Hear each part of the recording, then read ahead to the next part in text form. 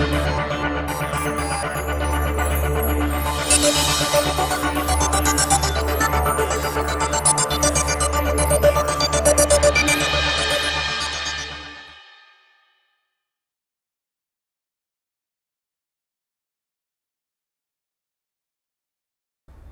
coming to the last topic of SEBI regulations and that is the book building process. इस पे भी एक आध क्वेश्चन आता है तो इसको अच्छे से पढ़ के जाना है. तो बुक बिल्डिंग होता क्या है मैंने आपको पहले समझा दिया है. जहां हम प्राइस असर्टेन करते हैं बाय अ बिडिंग प्रोसेस, यानी कंपनी जो है पहले से प्राइस डिटरमिन करके इशू नहीं निकालती है, मगर एक बैंड आपको दे दिया जाता है कि इसके अंदर आप बिड करिए और फिर बिड्स कितने आते हैं उसके बेसिस पे डिसाइड होता है कि क्या प्राइस रखना चाहिए. करेक्ट. तो अब ये बिडिंग प्रोसेस कैसे होता है, the whole process of book building, वो अपन स्टडी करते हैं. तो देखो part A, book building process. An issuer proposing to issue specified securities to book building process shall comply with the requirements of this schedule. अब देखो book building process पहले किसको करना पड़ता है, कोई भी कर सकता है. Any company which comes out with public issue can do book building process, पहली बात. और किन के लिए कंपल्सरी होता है, तो वो हमने देखा था कि जो वो 5 कंडीशन सेटिस्फाई नहीं करते हैं, 5 कंडीशन सेटिस्फाई नहीं करेंगे तो उनको कंपल्सरीली बुक बिल्डिंग करना पड़ता है विद 75% रिजर्वेशन फॉर QIBs. तो वो वाला भी पॉइंट, कंपल्सरी बुक बिल्डिंग भी होता है. या नॉर्मल कोर्स में आजकल तो प्रैक्टिकल में जितने कंपनीज इशू आते हैं सब बुक बिल्डिंग के थ्रू ही आते हैं. So this is become a new way of bringing a public issue. तो चलो देखते हैं. लीड बुक रनर सबसे पहले. तो यहां पर जो मर्चेंट बैंकर्स है जिनको हम मैनेजर्स टू द इशू कहते हैं, उनको यहां बुक रनर कहा जाता है. तो वहां लिखा है देखो, issuer shell appoint one or more merchant bankers as book runners. तो नॉर्मल इशू में इनको अपन क्या कहते हैं, लीड मैनेजर्स या मैनेजर्स टू द इशू, और 2-4 है तो उसमें से एक को लीड बनाते हैं. तो यहां उन सबको बुक रनर्स कहेंगे और उनमें जो मेन होगा उसको लीड बुक रनर कहा जाएगा. और उनके नाम जो है वो रेड हेरिंग प्रोस्पेक्टस में लिखे जाएंगे. और यहां प्रोस्पेक्टस को क्या बोलते हैं, रेड हेरिंग प्रोस्पेक्टस. ये बातें मैंने आपको समझाई है पिछले लेक्चर्स के अंदर. और ड्राफ्ट क्यों बोला है, क्योंकि पहले जो ड्राफ्ट बनेगा वो आरओसी में जाने के पहले 30 दिन पहले अपन किसको देंगे, बोर्ड को. फिर बोर्ड अप्रूवल के बाद अपन आरओसी में देंगे. The lead merchant banker shall act as a lead book runner and shall be primarily responsible for the book building process. Then there shall be only one lead book runner and other merchant bankers appointed shall be called as co-book runners. तो बहुत सारे book runners हमने appoint कर दिए, तो उसमें से एक को लीड बोलेंगे और बाकी को को-बुक रनर्स कहेंगे.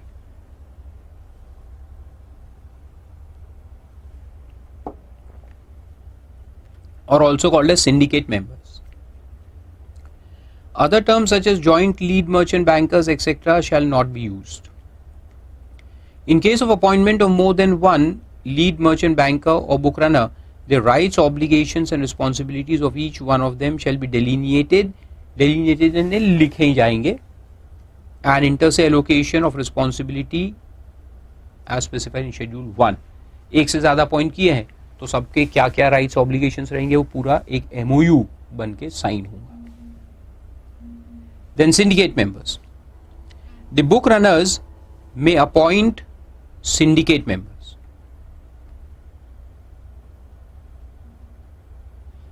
जो बुक रनर है वो क्या है कि सिंडिकेट मेंबर्स को अपॉइंट करेगा. जब सिंडिकेट मेंबर्स कौन है, यहां अंडर राइटर्स. जो नॉर्मल कोर्स में जिनको हम अंडर राइटर्स कहते हैं उनको यहां पे सिंडिकेट मेंबर कहा जाता है बुक बिल्डिंग प्रोसेस के अंदर. तो उनको अपॉइंट किया जाएगा, फिर उनसे अंडर राइटिंग करवाई जाएंगी, तो उनके साथ एग्रीमेंट साइन होगा. देखो, the lead book runner and co book runners shall compulsorily underwrite the issue and the syndicate members shall underwrite sub underwrite with the lead book runner और co book runners. तो यहां पे मैंने आपको पहले ही बताया था कि 2 स्टेजेस पे अंडर राइटिंग होता है. कंपनी एग्रीमेंट करेगी बुक रनर के साथ, लीड बुक रनर को बुक रनर, और ये लोग फिर एग्रीमेंट करेंगे सिंडिकेट मेंबर्स के साथ। तो syndicate members are the ultimate underwriters. तो यहां दो अंडरराइटिंग एग्रीमेंट होते हैं, कंपनी बीआर के साथ करेगी और बीआर बुक रनर क्या करेंगे, इसके साथ करेंगे। तो अगर अंडर सब्सक्रिप्शन आया तो ये सिंडिकेट मेंबर्स जो है ये लोग पैसा लाएंगे, और अगर ये पैसा नहीं लाते, अगर वो डिफॉल्ट कर गए, तो फिर बीआर जो है बुक रनर, उनको लाना पड़ता है पैसा, क्योंकि कंपनी तो इनके कान पकड़ेंगी। कंपनी ने कहा कि हमने तुमको अपॉइंट किया, इन लोगों ने जाके उनको अपॉइंट किया, सब अंडरराइटर्स। इसे ये मेन अंडरराइटर है और इसको सब अंडरराइटर्स कहते हैं। तो ये लोग लाएंगे पैसा, अगर ये नहीं लाते तो इसको लाना पड़ेगा। तो ऐसा है। तो ये मेन अंडरराइटर रहेंगे, एमयू मेन अंडरराइटर, और ये क्या है, सब अंडरराइटर्स।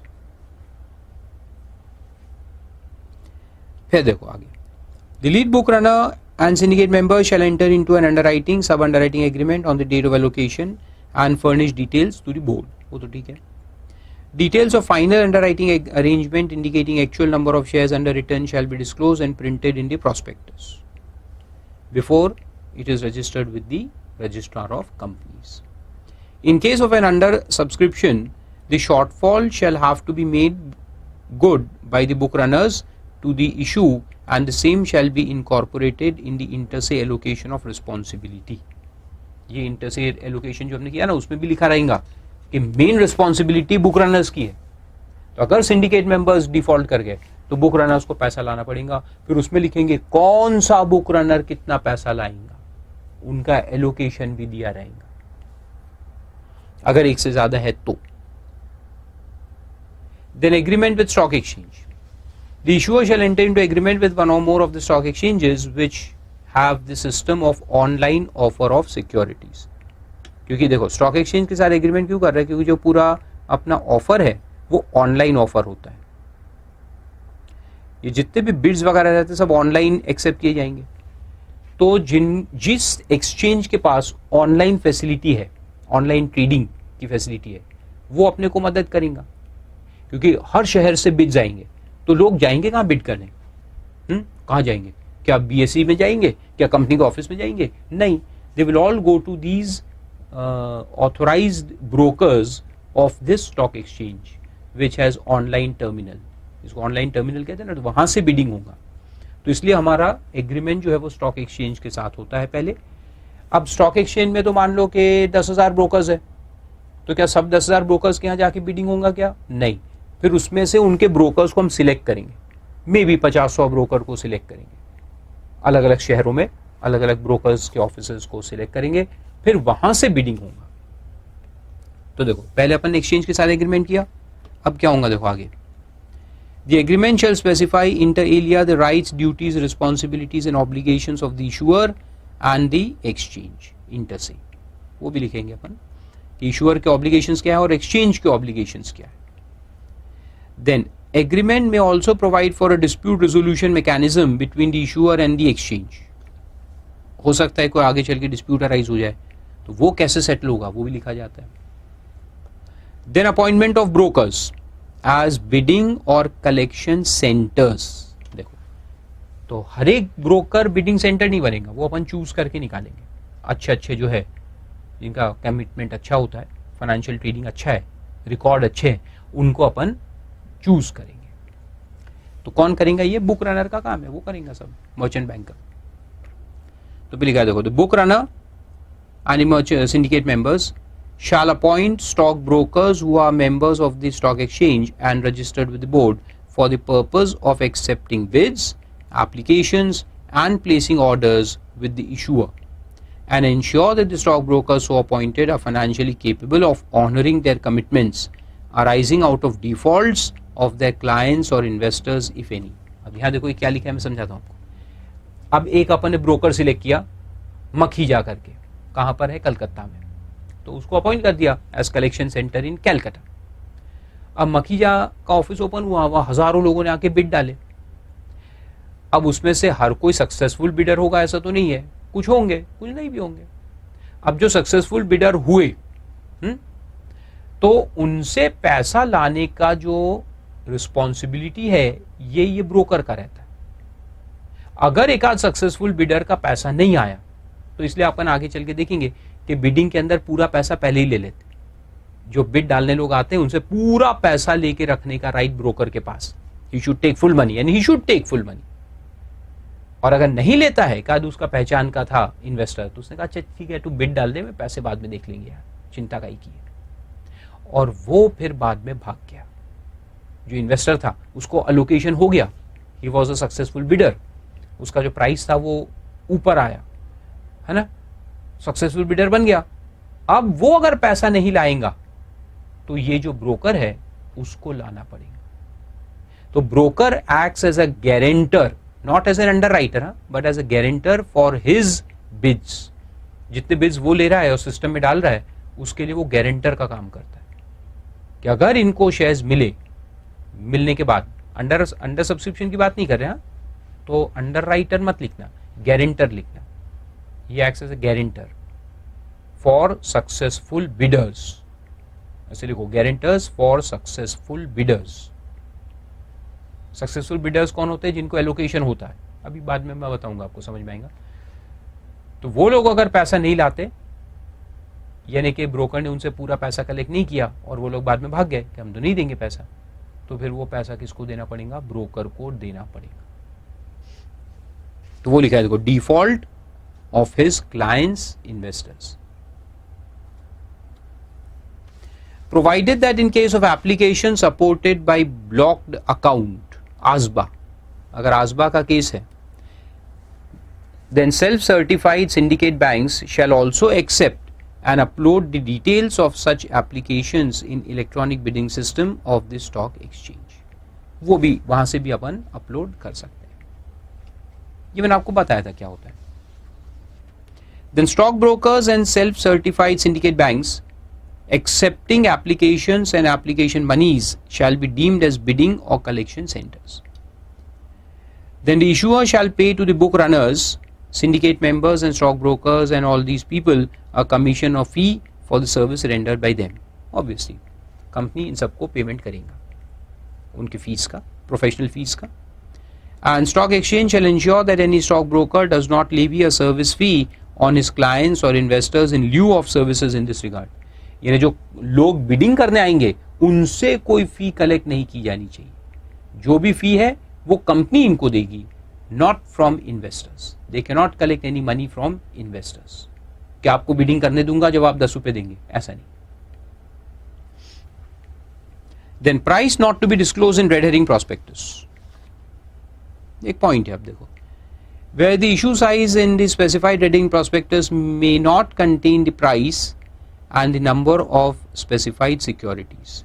ये इसीलिए तो इसको रेड हेरिंग कहते हैं ना। रेड हेरिंग प्रोस्पेक्टस में क्या होता है कि सब कुछ लिखा होता है, every detail which is there in a normal prospectus except the price.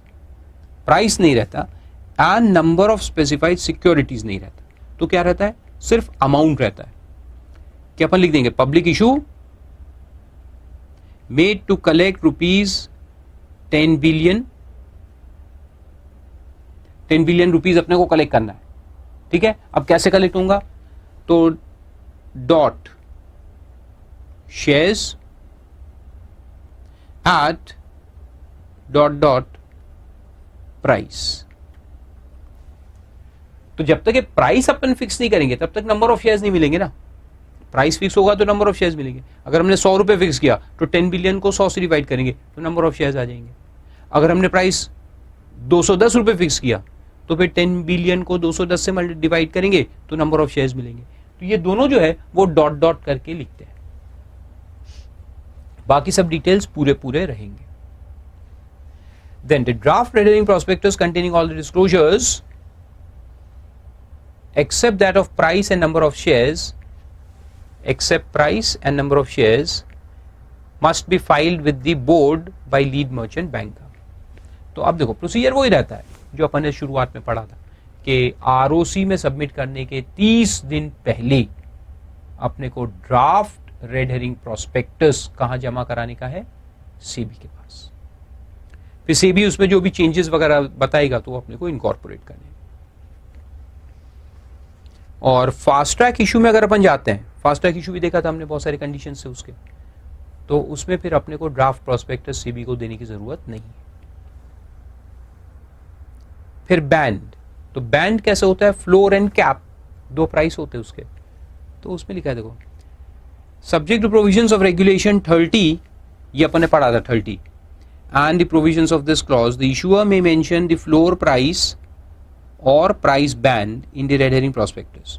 तो बैंड में अपन ने क्या देखा था कि जो फ्लोर प्राइस है, अगर फ्लोर यानी नीचे वाला और कैप यानी ऊपर वाला, तो फ्लोर अगर अपना 100 रुपये रखा है तो कैप कितना हो सकता है, मैक्सिमम 120 हो सकता है, यानी 20% अबव द फ्लोर। करेक्ट, याद है। फिर क्या होता है देखो, where the issuer opts not to make the disclosure of the price band or floor price in the red herring prospectus। ऐसा भी होता है, क्यों, क्योंकि अभी अपन आरओसी में जमा करा रहे, अभी हम बनाएंगे, फिर उसको जमा करेंगे, फिर उसके 15-20 दिन के बाद हमको वो इशू निकालना है, एक्चुअल इशू स्टार्ट होगा 20 दिन के बाद। तो मार्केट में काफी फ्लक्चुएशंस होते हैं ना, अभी हम सोच रहे हैं कि yes we can price our shares in the range of 500 to 600, लेकिन 20 दिन के बाद जब एक्चुअल पब्लिक इशू ओपन होने की बारी आएगी, जब उसका वक्त आएगा, तब मार्केट या तो क्रैश हो चुके होंगे या मार्केट राइज हो चुके होंगे, तो ये प्राइस रेलेवेंट नहीं रहता फिर वहां, क्योंकि price is a very fluctuating thing, sensitive thing. तो इसलिए अपन क्या बोलेंगे, रेड हेरिंग प्रॉस्पेक्टस जब बनाएंगे तो उसमें लिख देंगे कि we will fix it at the time of opening of the public issue. अभी हम फिक्स नहीं कर रहे, जब पब्लिक इशू ओपन करेंगे अपन 20-25 दिन के बाद, तब हम डिसाइड करेंगे। तो ऐसा भी आप लिख सकते हैं, तो वहां देखो लिखा है कि where the issuer opts not to make disclosure in the red herring prospectus, the following shall also be disclosed in the prospectus। तो फिर क्या लिख देंगे उसके बदले में, a statement that the floor price or band as the case may be shall be disclosed at least 2 working days in case of IPO and at least 1 working day in case of FPO before the opening of the bid।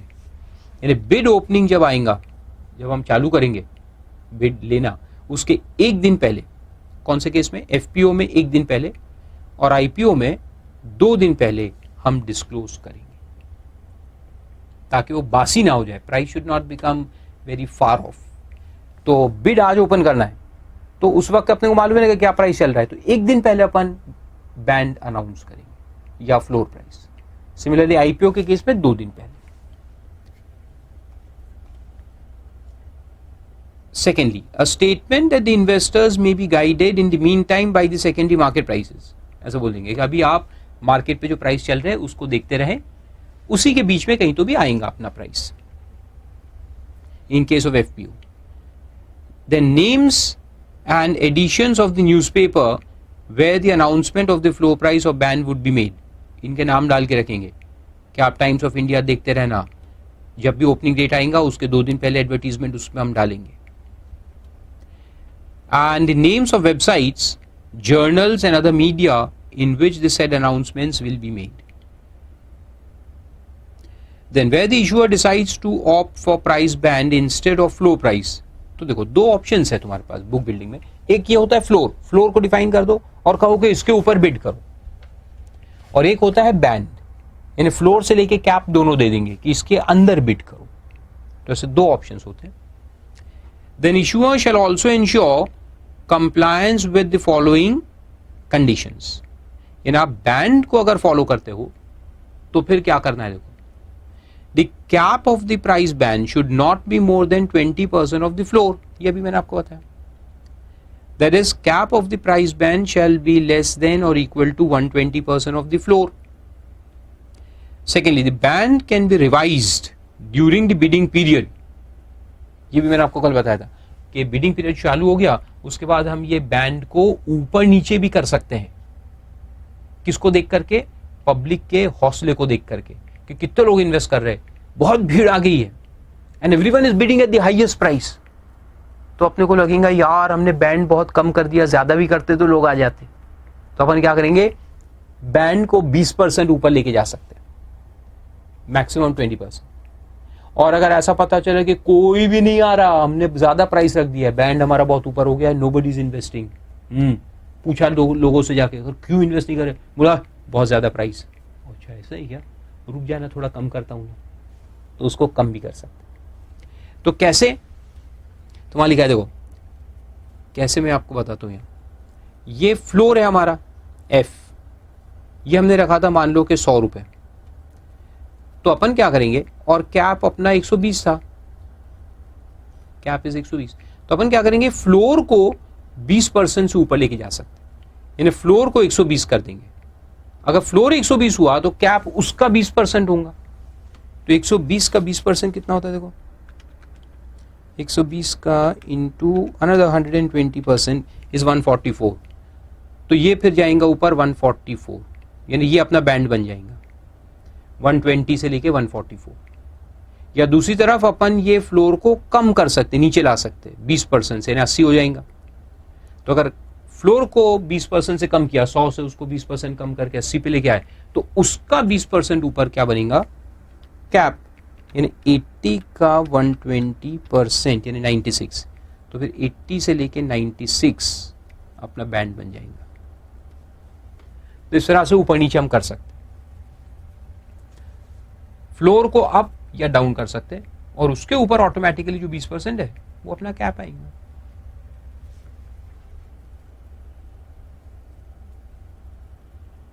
तो लिख लो, maths है, simple है, maths is simple thing. फिर लिखा है कि any revision in the price band shall be widely disseminated, यानी डिसिमिनेटेड यानी इंफॉर्मेशन को स्प्रेड करना है। तो अपन क्या करेंगे, वुमेन लोगों को बुलाएंगे, उनको बता देंगे कि हमने प्राइस को रिवाइज किया है, ऑटोमेटिकली सबको खबर पड़ जाएंगी। जब भी वर्ड आता है वाइडली डिसिमिनेटेड, तो best source of dissemination of knowledge क्या है, समझ गया। और ऐसा भी नहीं उनको खास बोलने का कि देखो ये बात किसी को नहीं बताने की, फिर और जल्दी फैलेंगी। अगर आपने ऐसे ही कैजुअली बोला तो शायद धीरे धीरे फैले। अगर ऐसा बोलियो सीक्रेट इंफॉर्मेशन है, किसी को नहीं बताना, समझ रही है तू, हाँ हाँ बिल्कुल समझ गई मैं, हाँ अब जाओ, तो अपने को मालूम है कि जल्दी से खबर सबको पहुंच जाएगी। अच्छा आगे चल, जोकता वहां लिखना मत एग्जाम में, वाइफ या वुमेन, वहां लिखना न्यूज़पेपर्स, न्यूज चैनल्स, रेडियो, ऐसे। खैर, by informing the stock exchange and by issuing press release, press में भी डालेंगे, and also indicating the change on the relevant websites and terminals of the syndicate members.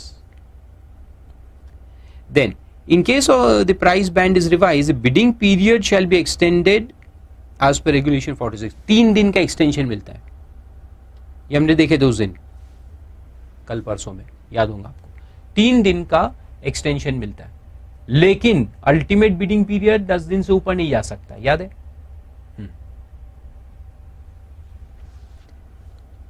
Then the manner in which the shortfall, if any, in the project financing arising on account of lowering of price band to the extent of 20% will be met shall be disclosed in the red herring prospectus। समझ में आया क्या लिखा है, नहीं आया, ये बड़ा टेक्निकल पॉइंट था। इसमें क्या लिखा है देखो, हमारा प्रोजेक्ट था 100 करोड़ का टोटल प्रोजेक्ट साइज, यानी वो कैपिटल बजटिंग एफएम याद करो, प्रोजेक्ट साइज 100 करोड़ हमें चाहिए इन्वेस्टमेंट करने के लिए, तब हमारा बिजनेस चालू होगा। तो इसमें कुछ तो डेट आएंगे, बैंक लोन्स वगैरह, और कुछ इक्विटी, तो इक्विटी के लिए अपन नहीं लाए बुक बिल्डिंग प्रोसेस, तो इसमें से 40 हमारा इक्विटी रहेगा, 60 लोन्स रहेंगे, तो ये 40 का इशू है। तो हमने ऊपर में क्या लिखा कि हम इतना इतना करेंगे, लेकिन अगर आपने बैंड को कम कर दिया है तो प्राइस भी कम हो गया। अब प्राइसिंग कम हो गया तो ऑब्वियसली जो कैपिटल जमा होना चाहिए वो कम हो जाएगा ना, तो फिर जो डेफिसिट आएगा वो पैसा कहां से आएगा, प्रोजेक्ट में तो पैसा चाहिए ना, मशीनरी तो सस्ते में नहीं मिलने वाली, तो वो भी फिर हम लिखेंगे प्रोस्पेक्टस के अंदर कि अगर ऐसा करना पड़े, ये पहले से लिखना पड़ता है प्रोस्पेक्टस में, कि अगर ऐसा हो कि हमको कम करना पड़े तो कितने से नुकसान होगा और उतना पैसा हम कहां से लाएंगे, वो इंतजाम कहां से होगा पैसे का, वो लिख के रखना पड़ता है in the red herring prospectus. And it shall also be disclosed that the allotment shall not be made unless the financing is tied up। जब तक फाइनेंस आ नहीं जाता हम अलॉटमेंट नहीं करेंगे। ये तो इंतजाम हो गया सब, अब बिडिंग फॉर्म बनेगा, एप्लीकेशन कम बिडिंग फॉर्म होता है जिसके अंदर लोग बिड डालेंगे अपने, तो उसको share application cum bidding form कहते हैं। एक ही फॉर्म दोनों का काम करता है, इट्स अ बिड, और जब बिड सक्सेसफुल हो जाएगा तो यही एप्लीकेशन का काम करेंगे, it is application for shares. तो पहले बिड है और एलोकेशन के बाद ये एप्लीकेशन बनता है। अच्छा चलो, नहीं समझ में आ रहा तो मैं बता दूं, देखो इसमें 4 स्टेजेस होते हैं। नॉर्मल इशू में क्या होता है, application and allotment, a 2 stage होते हैं, एप्लीकेशन अलॉटमेंट। यहां 4 स्टेजेस है, bid followed by allocation, then application and then allotment. 4 stages है, bid, allocation, application, allotment.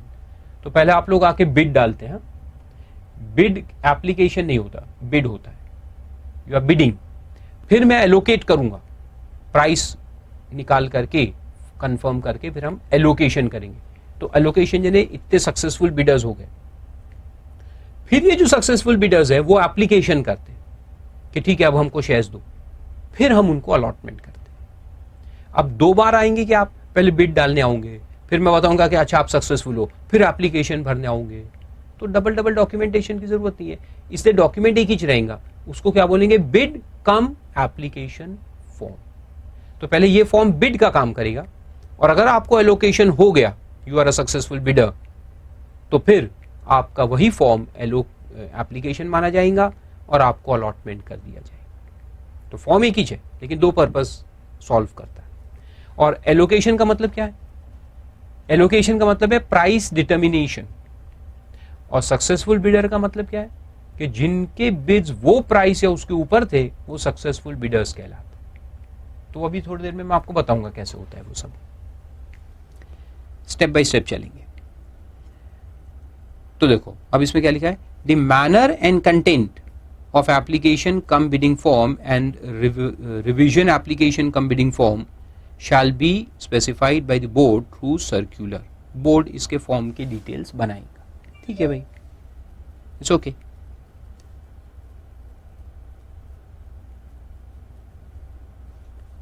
Then anchor investors, तो एंकर इन्वेस्टर इसमें भी है, कौन, जो कि 10 करोड़ डालता है पैसा, बिग इन्वेस्टर, उसको कहते हैं एंकर इन्वेस्टर्स। ठीक है, तो एंकर इन्वेस्टर कौन है, shall make an application of a value of at least 10 crore in public issue. फिर क्लॉज बी क्या कहता है कि allocation to anchor investor shall be on a discretionary basis and subject to the following. Discretionary basis यानी company decide कर सकती है कि किसको कितना देना, ठीक है, discretionary basis and subject to following, maximum two such investors shall be permitted for allocation up to 10 crores, minimum of 2 and maximum of 15 such investors shall be permitted for allocation above 10 crores and up to 250 crores, subject to minimum allotment of 5 crores per such investor। तो पहले तो 2 point देखते हैं, देखो फिर तीसरे में जाएंगे, तीसरा काफी लंबा है। पहला क्या बोला है कि अगर अप टू 10 करोड़ है तो 2 को देना पड़ेगा, मैक्सिमम 2, उससे ज्यादा नहीं होने चाहिए, 2 ही है। तो 2 भी कैसे, 5 करोड़ एक को, 5 करोड़ दूसरे को, ऐसे दे दो, मैक्सिमम 2 अपन दे सकते हैं। 2 anchor investors can be kept. अगर 10 करोड़ के ऊपर है और 250 करोड़ तक है, 10 से लेकर 250 के बीच में है, तो फिर क्या होगा कि मिनिमम 2 रहेंगे और मैक्सिमम 15 रहेंगे। मिनिमम 2 से लेकर मैक्सिमम 15 एंकर इन्वेस्टर्स आप रख सकते हो। और उसमें भी कैसे कि मिनिमम अलॉटमेंट ऑफ 5 करोड़ पर investor, minimum allotment of 5 crore पर इन्वेस्टर रहेगा, मिनिमम 5, उससे ज्यादा दे सकते हो आप लेकिन 5 से कम नहीं, क्योंकि देखो 10 के तो ऊपर ही है, तो 10 के ऊपर समझ लो कि 25 करोड़, तो 25 करोड़ में आप 5 रख सकते हो, सबको 5 दे दो, 5 crore to 5 anchor investors you can give. लेकिन आप ये नहीं कर सकते कि 10 रख दिए और एक एक को 5 से कम दिए, ये नहीं, मिनिमम 5 करोड़ एक एक को देना पड़ेगा। ठीक है, ये अप टू 250 तक जा सकते हैं। अच्छा, अपन ने 5 रखे तो 5 और 250 का है तो सबको 50-50 भी दे सकते हैं, वो दे सकते हैं आप। 5 मिनिमम है, 5 करोड़ के ऊपर आप कितना भी दे सकते हैं। या ऐसा भी नहीं है कि सबको इक्वली दो, किसी को कम किसी को ज्यादा आप दे सकते हो, डिस्क्रिशनरी है, किसी को कम किसी को ज्यादा, लेकिन मिनिमम सबको 5 तो होना ही चाहिए। इतना समझ में आया पहले 2 पॉइंट। तीसरा पॉइंट क्या कहता है, देखो, इन case of allocation above 250 crore, a minimum of 5 such investors and maximum 15, 5 से 15 होंगे, maximum 15 for allocation up to 250 crores and an additional 10 such investors for every additional 250 crores। यानी हर 250 के स्लैब बन गए। पहले 250 के लिए 5 से 15, 5 से कम नहीं, 15 ज्यादा, और उसके ऊपर जितने जितने ब्लॉक्स आप ऐड करते जाओगे, 250 के ब्लॉक्स ऐड कर दो, और उसमें additional 10 such investors you have to add on, और part of shall be permitted subject to a minimum allotment of 5 crore पर सच इन्वेस्टर। तो ये वही रहेगा सेम, मिनिमम 5 सबको देने का है। ठीक है, और पहले 250 के लिए कितने रहेंगे, 5 से 15, और उसके बाद जितने जितने 250 ऐड होंगे, 250 और पार्ट, यानी 250 के ऊपर आप 300 पे भी गए तो you can add additional 10 anchor investors, वो 500 तक चलेंगे। फिर 500 के ऊपर गए तो और 10 ऐड हो जाएंगे, फिर ऊपर गए 500 के तो और 10 ऐड हो जाएंगे। तो ऐसे 500 मीटर से 250 एवरी 250 के लिए आप 10 ऐड कर सकते हो। तो देखो, एक उसका अपन स्लैब बना के देखते हैं, ऐसे बोलने से समझ में नहीं आता, so let me tell you. तो पहला जो पॉइंट था वो तो सिंपल था कि अप टू 10 CR, 10 करोड़। तो अप टू 10 CR में क्या है, अप टू 10 CR में you have to have 2 anchor investors. Anchor ANIN ऐसे मैं लिखता हूं, 2 anchor investors you can keep max, यानी 2 से ज्यादा नहीं हो सकते। ठीक है, फिर अगर 10 के ऊपर है और 250 तक है,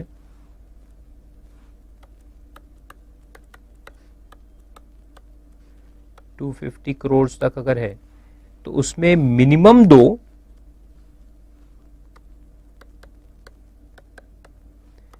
और मैक्सिमम 15, एंड पर इन्वेस्टर 5 CR। 3 रिक्वायरमेंट याद रखने का है, मिनिमम 2, मैक्सिमम 15, ठीक है, और पर इन्वेस्टर कितना देना है अपने को, मिनिमम 5 करोड़, 5 करोड़ मिनिमम। ठीक है, अभी 250 के भी ऊपर गए, यानी मान लो कि ये अपना ये स्लैब है, ये 250 इधर आ गया, और फिर 250 और 250, तो एवरी 250 के स्लैब्स बनते जाएंगे, नहीं ब्लॉक 250 के बनते जाएंगे, 250 प्लस 250 प्लस 250 ऐसे बनते जाएंगे। तो पहला जो 250 है उसके लिए मिनिमम कितने रहेंगे, 5, मैक्सिमम रहेंगे 15, और इन्वेस्टमेंट कितना रहेगा, 5 CR पर इन्वेस्टर। फिर उसके ऊपर जाएंगे तो एडिशनल 10, तो प्लस 10, और 5 CR तो रहेगा ही मिनिमम पर इन्वेस्टर, प्लस 10 एंड 5 CR पर इन्वेस्टर। ये चलता रहेगा, 5 CR का रूल हमेशा लगेगा, और आप 10 ऐड करते जा सकते हो। ठीक है, and up to 60% of the portion available for allocation to QIBs shall be available to anchor investors for allocation or allotment। तो क्या मतलब हुआ इसका, कि QIB कैटेगरी में आते हैं। एंकर इन्वेस्टर QIB खुद होता है, एंकर इन्वेस्टर अपन नहीं होते हैं। एंकर इन्वेस्टर कौन होता है, QIB, क्वालिफाइड इंस्टीट्यूशनल बायर, जो 10 करोड़ तक का एप्लीकेशन करता है, तो उसको QIB, उस QIB को अपन क्या कहते हैं, एंकर इन्वेस्टर। अब इसमें बोला है कि अगर आपका जो ये है, अच्छा यहां से अपन शुरू करते हैं पहले कि अगर अपना टोटल ऑफर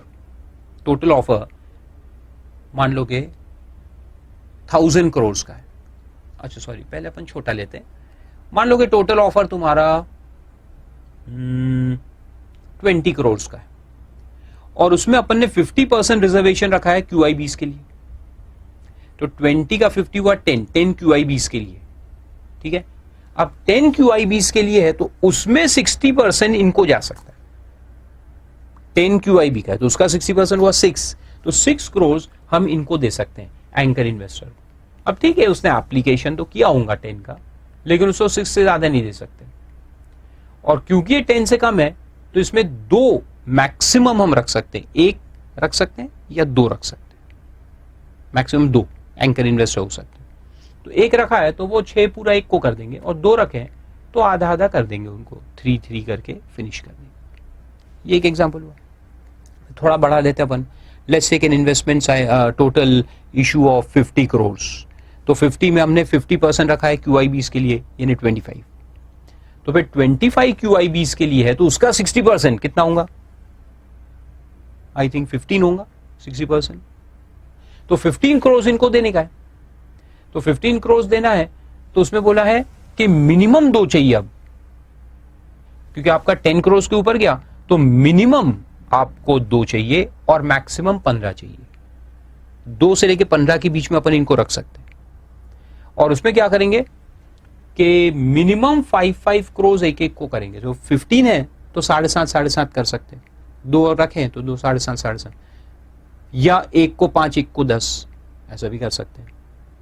तो मिनिमम 5 करोड़ पर इन्वेस्टर देना पड़ेगा और 2 मिनिमम रखने पड़ेंगे और 15 मैक्सिमम होंगे। ये कहां तक चलेगा, 10 से लेकर के 250 करोड़ तक अगर है तो, और 250 करोड़ के ऊपर इनको देना है तो फिर 5 से लेके 25 तक रखने पड़ेंगे विथ मिनिमम ऑफ 5 करोड़ पर सच इन्वेस्टर।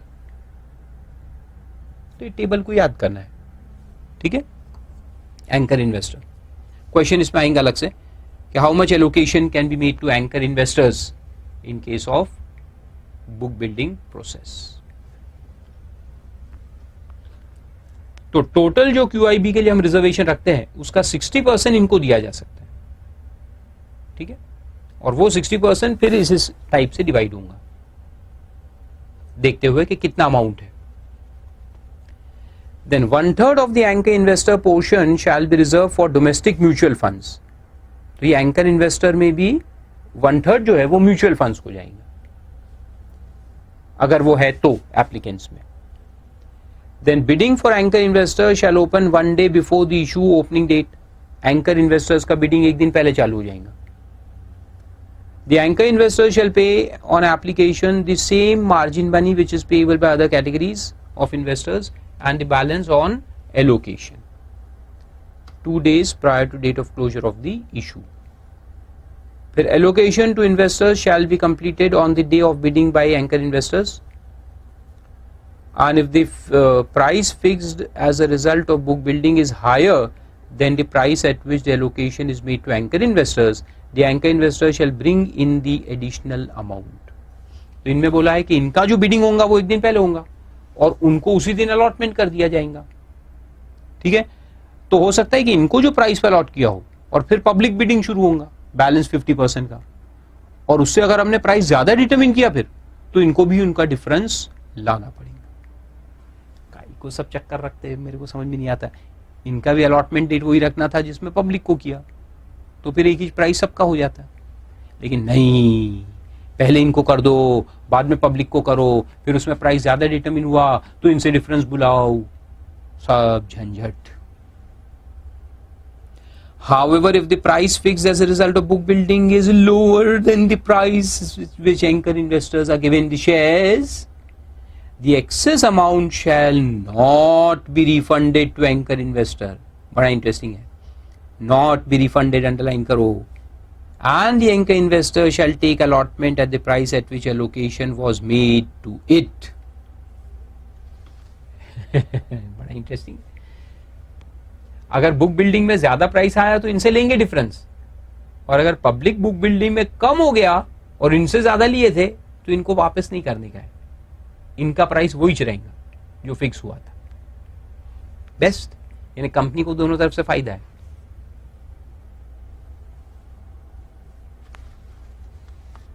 ठीक है, फिर आगे चलते।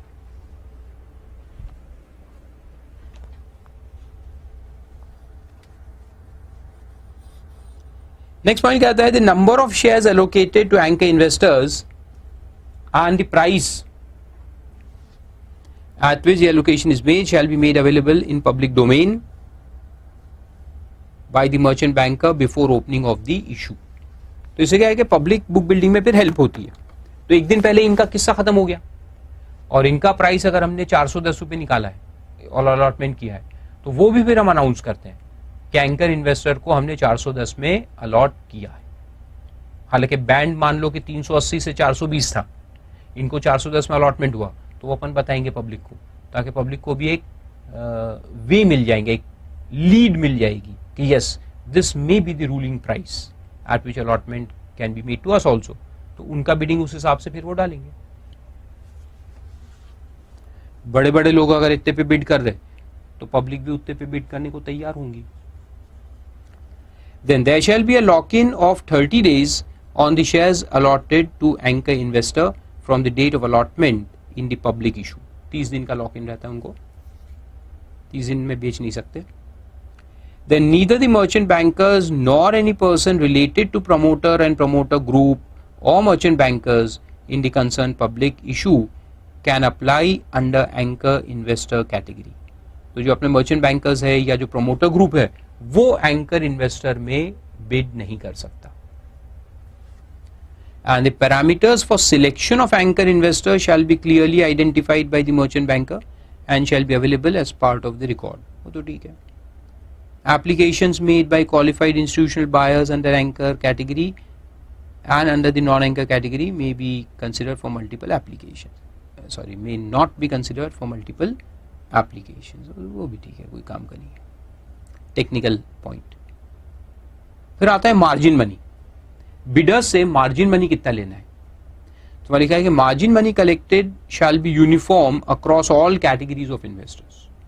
तो अगर हमने रखा है कि 25% मार्जिन मनी है तो सबका 25% रहेगा। तो मार्जिन मनी क्या, जो बिड के साथ आपको देने का है। नॉर्मली तो कंपनी 100% रखती है, क्योंकि कौन बाद में बुलाएगा, कौन देगा, कौन नहीं देगा, कहीं कुछ झंझट रखने का। तो नॉर्मल कोर्स में, प्रैक्टिकल में 100% ही लिया जाता है मार्जिन मनी। लेकिन क्या लॉ में ऑप्शन है, लॉ कहता है कि आप चूज कर सकते हो, you can keep 25% margin money, और जब उनका बिड सक्सेसफुल डिक्लेयर होगा तब फिर बैलेंस 75% कलेक्ट करो। Then amount of margin charged from an investor shall be entered and printed in the registry form. Then the payment accompanied with the revision of bid shall be adjusted against the payment made at the time of original bid or the previously revised bid।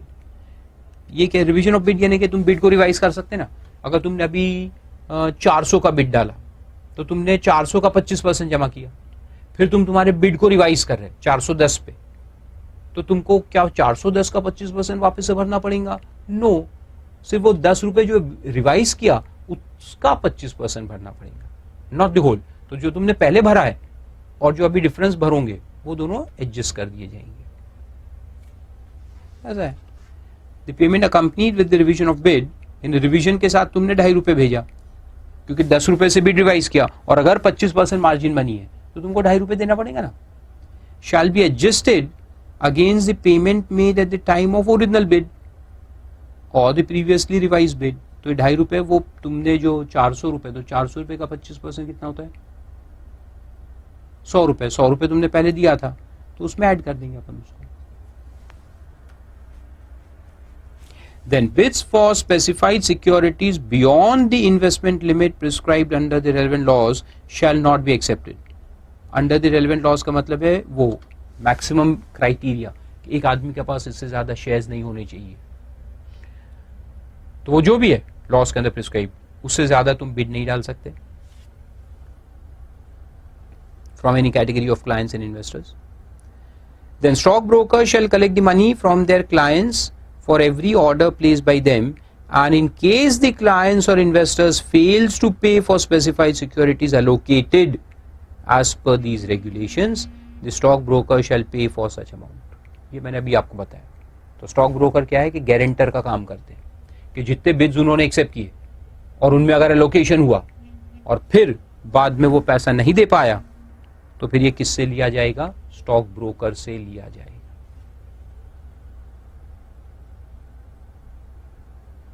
और आसबा के case में, blocked amount के case में तो bank के पास पैसा रहता ही है, तो उसमें झंझट नहीं है, उसमें तो पूरा पैसा ही जाता है. फिर बिडिंग प्रोसेस.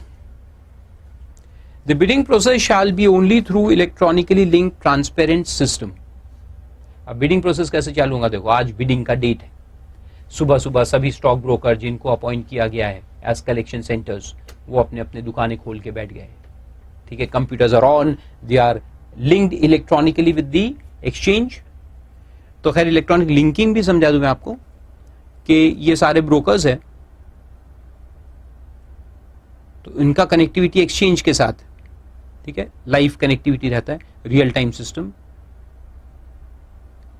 और एक्सचेंज से कनेक्टिविटी जो है वो रजिस्ट्रार से होगा, रजिस्ट्रार टू द इशू.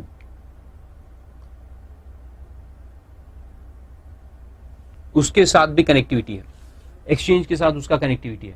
तो जितना भी इंफॉर्मेशन यहां से कलेक्ट हो रहा है, all bidding are entered in the keyboard. यहां जैसे ही एंटर करेंगे टर्मिनल में, वो ऑनलाइन यहां आ जाएगा और ये पूरा डेटा यहां से जाता है किसके पास? रजिस्ट्रार टू द इशू, उसके पास जाता है.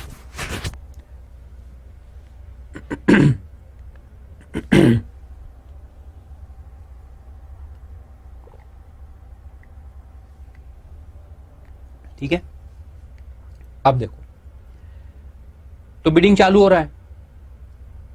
तो फिर आगे लिखा है कि द लीड बुक रनर, जो बुक रनर्स हमने अपॉइंट करके रखे थे, लीड बुक रनर जो था, shall ensure the availability of adequate infrastructure with syndicate members for data entry of the bids in a timely manner.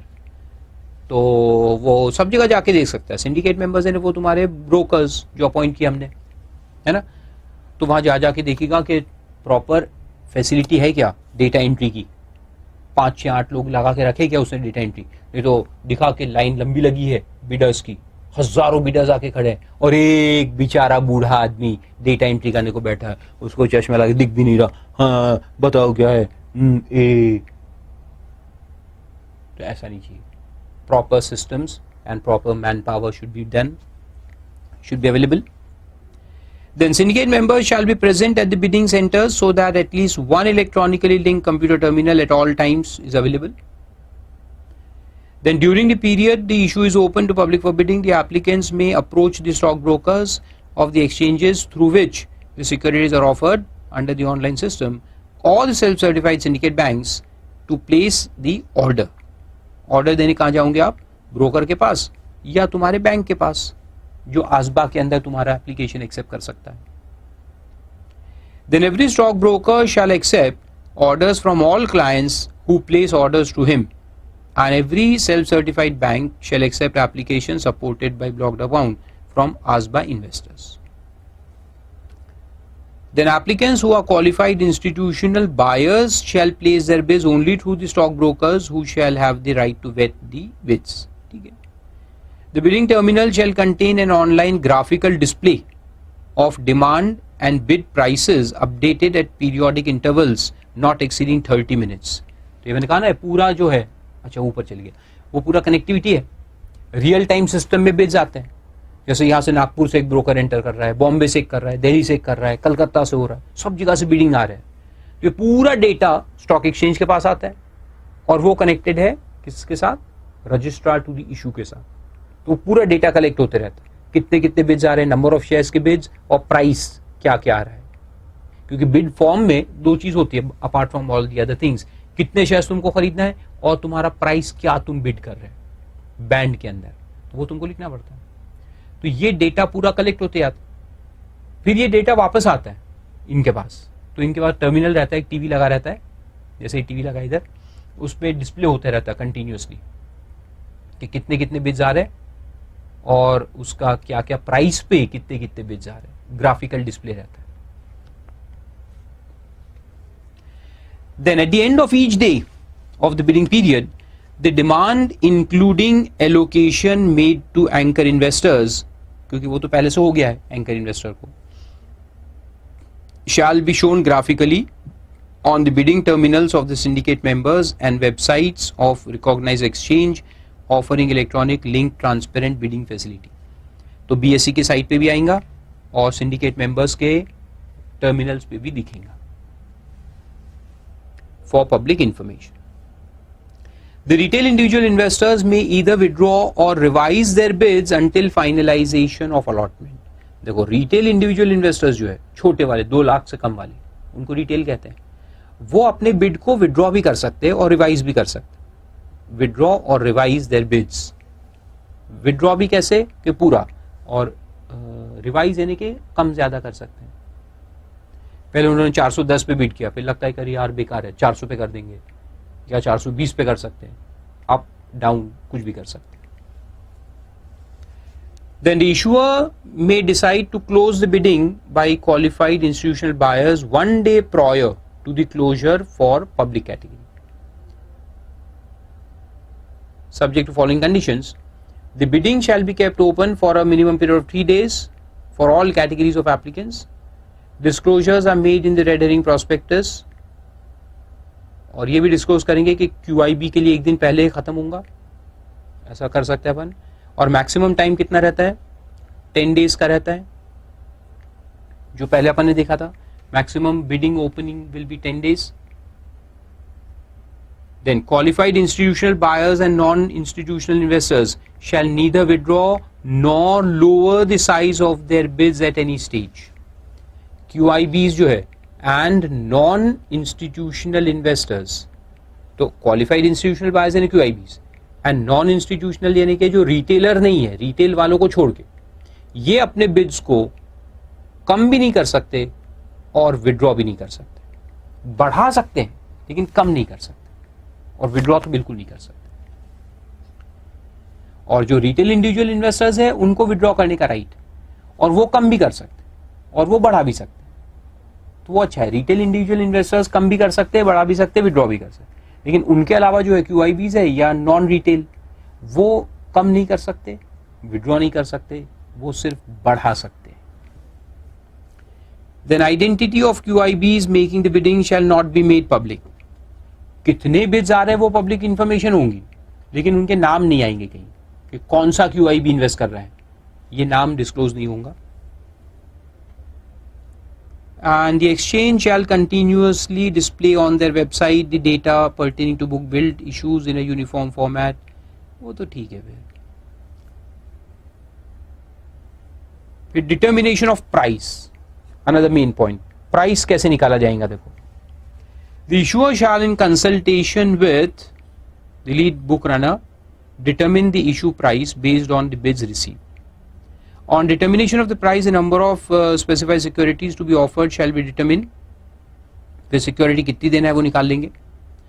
And once the final price, that is cut-off price, is determined, all those bidders whose bids have been found to be successful, that is at and above the final price, shall be entitled for allotment of specified securities. 3 point है, रुक जाओ अभी, पहले देख लो. अच्छा, चौथा भी एक पॉइंट देखो, फिर मैं बता दूं. जो रिटेल इंडिविजुअल इन्वेस्टर्स होते हैं 2 लाख से कम वाले, जिनका एप्लीकेशन 2 लाख से कम होता है, उनको क्या कहते हैं, रिटेल इंडिविजुअल इन्वेस्टर्स. वो एक बड़ी इंटरेस्टिंग चीज कर सकते हैं, कट ऑफ प्राइस पे बिड कर सकते हैं. अब आप कहेंगे सर ये कट ऑफ प्राइस क्या है, तो देखो होता यह है कि जब वो एप्लीकेशन फॉर्म रहता है जिसके अंदर अपन बिड डालेंगे, नाम एड्रेस वो सब तो लिखेंगे, फिर कितने शेयर्स और कितना प्राइस है ना, तो वो शेयर्स तो लिख देंगे कि I am bidding for 2000 shares, 5000 shares, 10,000 shares, वो लिखेंगे. लेकिन प्राइस जो रहता है, जैसे बैंड था 400 से लेके 420, मान लो ये बैंड था, तो ये लोग क्या लिखेंगे, ना तो 400 लिखेंगे, ना 410 लिखेंगे, ना 420 लिखेंगे, ये वहां पे एक कॉलम रहता है कट ऑफ प्राइस करके, उसको टिक कर देंगे। ये कंपल्शन नहीं है, ये कर सकते हैं। तो रिटेल इंडिविजुअल इन्वेस्टर्स अपना प्राइस भी लिख सकते हैं 408, 410, 412, या वो कट ऑफ प्राइस को टिक कर देंगे।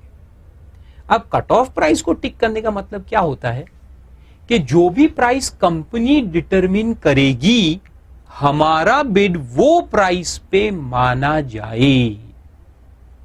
यानी what ever price is fixed by the company, my bid is at that price. मेरा बिड उस प्राइस पे है, तो उसको कट ऑफ प्राइस कहते हैं। समझ में आया? तो इससे क्या होता है कि हम कभी भी फेल नहीं होंगे, हमारा बिड फेल नहीं होगा। जो प्राइस कंपनी फिक्स करेगी वो हमारा प्राइस, तो हमारा बिड हमेशा सक्सेसफुली माना जाएगा, है ना। तो वो ऑप्शन है किसके पास है? सिर्फ रिटेल इंडिविजुअल इन्वेस्टर्स के पास ही ऑप्शन होता है। ये क्वालिफाइड इंस्टीट्यूशनल बायर्स के पास ऑप्शन नहीं है, या जो 2 लाख के ऊपर वाले हैं नॉन रिटेल, उनके पास नहीं है। उनको स्पेसिफिक प्राइस लिखना ही पड़ेगा। ठीक है, अगर सभी लोग ये करेंगे तो कंपनी को प्राइस कैसे पता चलेगा? प्रॉब्लम आएगा ना। इसलिए वो लोग एक्चुअल प्राइस लिखेंगे। रिटेल इंडिविजुअल इन्वेस्टर्स जो है वो कट ऑफ प्राइस का एडवांटेज ले सकते हैं। और क्या प्राइस रखना वो फिर कैसे डिटरमिन होता है, वो मैंने आपको अभी पिछले 1-2 लेक्चर पहले बताया था ना, कि कितने कितने बिड्स आते हैं कितने कितने प्राइस पे, वो अपन देखते हैं। और हमको जो अमाउंट कलेक्ट करना है वो पूरा जहां पे आ जाएगा जिस प्राइस पे, वो अपन फिर फिक्स कर देंगे। तो टॉप से शुरू करते हैं। जैसे हमारा 400 से लेके 420 का बैंड है, तो पहले अपन देखेंगे 420 पे कितने बिडर्स हैं, और जितने बिडर्स हैं उनसे पूरा पैसा आ जाएगा क्या, जितना अपने को चाहिए। अपना जो अलॉटमेंट है यानी जो ऑफर है वो 20 बिलियंस का है, तो अगर हम 420 रखे तो क्या 20 बिलियन कलेक्ट हो जाएंगे? इतने सक्सेसफुल बिडर्स है नहीं, तो थोड़ा कम करके देखो 419, फिर देखो 419 और 420 पे कितने बिडर्स हैं, यानी 19 से लेके 20 तक, तो थोड़े और बढ़ेंगे, लेकिन पूरे नहीं हो रहे, और कम करो। तो ऐसे कम करते करते एक पोजीशन ऐसी आएंगी जहां हमको पूरा पैसा मिल जाएगा सक्सेसफुल बिडर्स को देख करके, तो फिर वो प्राइस हम फिक्स करते हैं। तो वो यहां लिखा है, ये इशूअर करता है in consultation with the lead book runner. ये दोनों बैठ के करेंगे। और एक बार प्राइस डिटरमिन हो गया तो अपने को कलेक्शन कितना करना है 20 बिलियन, और प्राइस आ गया 410, तो 20 बिलियन को 410 से डिवाइड करेंगे तो नंबर ऑफ शेयर्स मिल जाएंगे, तो वो डिटरमिन हो जाएगा number of shares to be offered या टू बी अलॉटेड। ठीक है, once this is done and once the final price is determined, the bidders whose bids have been found to be successful, यानी जिन लोगों ने, suppose हमने 417 fix किया, तो जिन लोगों ने 417 या उसके ऊपर बिड किया है, या जिन्होंने कट ऑफ प्राइस पे बिड किया है, उनको सक्सेसफुल बिडर्स माना जाएगा। तो इसलिए कट ऑफ प्राइस भी लिखा है कि कट ऑफ प्राइस वाले सबको सक्सेसफुल मानेंगे, क्योंकि उनका बिड तो वही रहता है ना, जो प्राइस कंपनी फिक्स करेगी वो उनका प्राइस, तो दे आर ऑल सक्सेसफुल। और जिन्होंने स्पेसिफिक प्राइस लिखा है, तो जिन्होंने 417 और उसके ऊपर लिखा है वो सक्सेसफुल माने जाएंगे। फिर आगे चलते हैं। फिर लिखता है कि the lead book runner may reject the bid, lead book runner को रिजेक्ट करने का भी पावर है, placed by a qualified institutional buyer for reasons to be recorded in writing, provided that such a rejection shall be made at the time of acceptance of the bid and the reasons therefore shall be disclosed to the bidders. Necessary disclosures in this regard shall also be made in the red herring prospectus. तो QIB का जो bid है वो reject हो सकता है अगर वो प्रॉपर नहीं है तो। Then registering of prospectus with registrar of companies. फिर ये प्राइस डिटरमिन हो गया, तो वो जो डॉट डॉट डाला था ना रेड हेरिंग में अपन ने, प्राइस मालूम नहीं, टोटल शेयर्स मालूम नहीं, अब मालूम पड़ गए तो वो लिखो, डॉट को फिल करने का है, और फिर वो बन जाएगा फाइनल प्रोस्पेक्टस। फिर ये फाइनल प्रोस्पेक्टस हम ROC को सबमिट करेंगे with full details.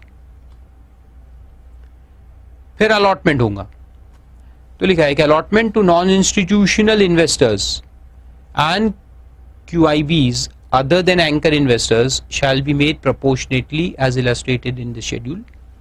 The allotment to retail individual investors shall be made as referred to in regulation 51A of these regulations, जो अपन ने पहले स्टडी किया था। And in case of under subscription in any category, the under subscribed portion in one category shall be allocated to the bidders of the other category in a spillover allowed है. लेकिन provided that the unsubscribed portion in QIB category shall not be available for two other categories, क्योंकि वहाँ तो उनके ऊपर वो रहता है ना, अगर हमने उनके लिए 50% रिजर्व किया है QIBs के लिए और QIB में कम आ गया और पब्लिक पोर्शन में ज़्यादा आ गया, तो क्या उनके शेयर्स उठा के इनको दे सकते क्या? नहीं, क्योंकि वहाँ तो कंडीशन है ना 50% QIB को देना ही देना है, तो वहाँ अंडर सब्सक्रिप्शन नहीं चलेगा, स्पिल ओवर नहीं चलेगा. Then on receipt of the sum payable on application for the amount towards minimum subscription, the issuer shall allot the securities.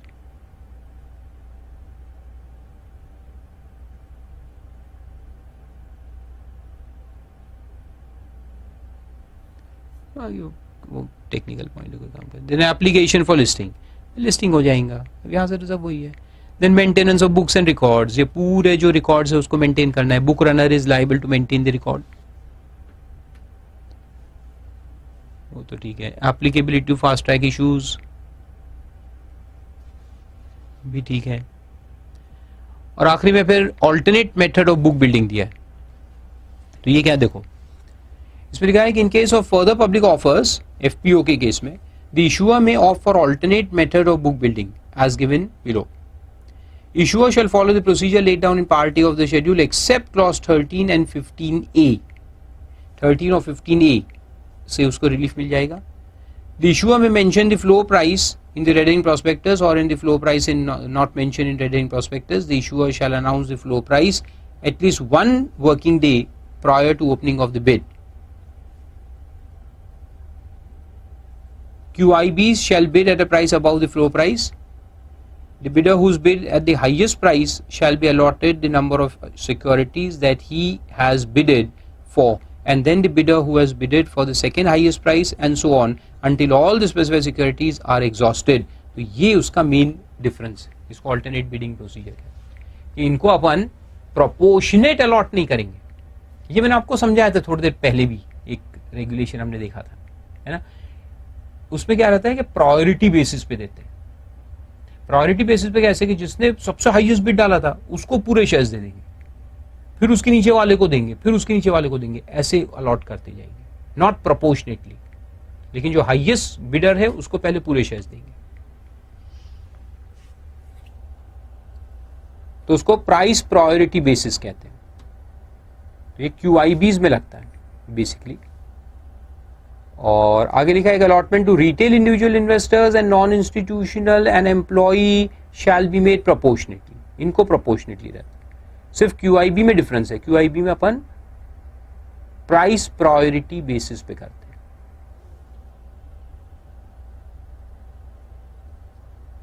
ऐसा है. फिर बाकी तो वही है सर.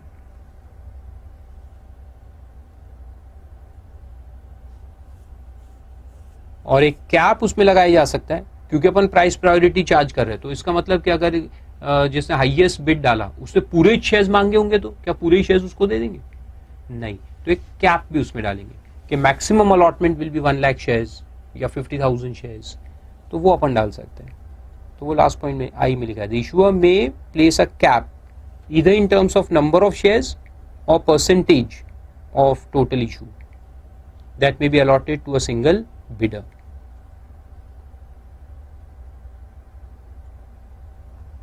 तो ऐसा है. ये बी और सी तो सिंपल है, कोई काम के लिए. तो इस तरह से ये सेबी का पूरा चैप्टर है. Very long chapter consisting of the basic provisions of the SEBI act also and the guidelines. तो 2-3 बार इसको अच्छे से करके जाना है और 2 बार जैसे आप कर लेंगे तो आपका लॉजिक क्लियर हो जाएंगे. एक बार ये सर रेगुलेशंस का लॉजिक क्लियर हो गया तो फिर अपने से आप लिख सकते हैं एग्जाम के अंदर. बाकी यहाँ तो बहुत बड़े बड़े रेगुलेशंस होते हैं, उसमें पूरे तो लिख नहीं पाएंगे. So basically logic concept should be there in your mind which you have to write in your own words. ठीक है. 8 मार्क्स से 14 मार्क्स तक आ सकता है एग्जाम के अंदर. इसे 2-3 बार अच्छे से करके जाना है.